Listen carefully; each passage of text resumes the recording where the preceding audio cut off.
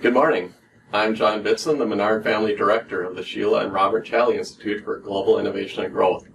This morning, I'd like to introduce you to Elizabeth Carlson. Elizabeth is an assistant professor of political science at NDSU and a Challey Institute faculty scholar. Welcome, Elizabeth. Thank you.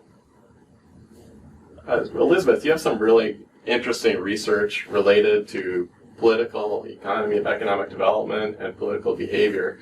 What kinds of questions do you aim to tackle with your research? So most of what I'm looking at, which is almost all my work is in Africa, is trying to figure out how people make political decisions and why they choose to support or oppose particular leaders and how they really attempt to hold their leaders accountable for good governance in a context where that's actually very difficult to do. Oh, excellent. Could you talk about some of the impacts that your research has on society and why it's important to us?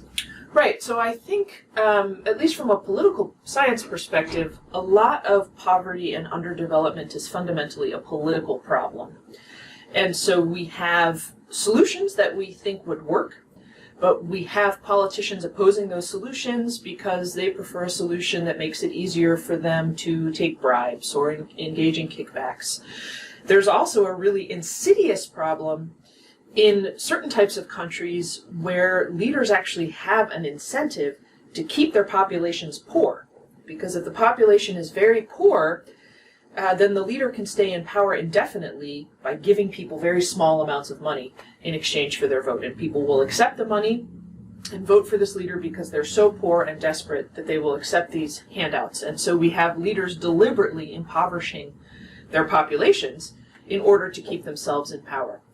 And so if we can figure out what the constraint is to help people work together to get these types of leaders out of power, then a lot of the problems would solve themselves, right? Because money would be less likely to go missing, and you'd have leaders who were putting in place policy that would actually help people grow economically instead of stymieing those policies.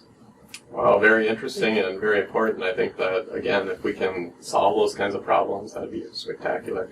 What kinds of questions do you want to look at in the future? Are there additional things you want to understand?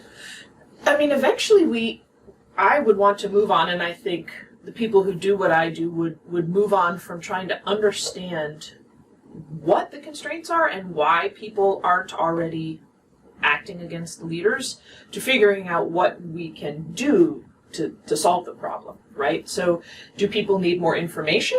Well, then maybe we can figure out what information would be useful that people can understand and use. Are people having trouble working together and agreeing on a way forward? Then maybe we can figure out how to set up organizations that help people work together and make these kinds of decisions. And first we have to know what the constraint is, but the fact that we know the constraint, we're still going to have to do some work on how we solve the problem in a tractable and scalable way. So I think that's the obvious next step forward. Oh, very interesting stuff, Elizabeth, and thanks for taking the time to sit down with me today and discuss your research, and I'm really looking forward to seeing what you find out in the future. Great. Glad to be here.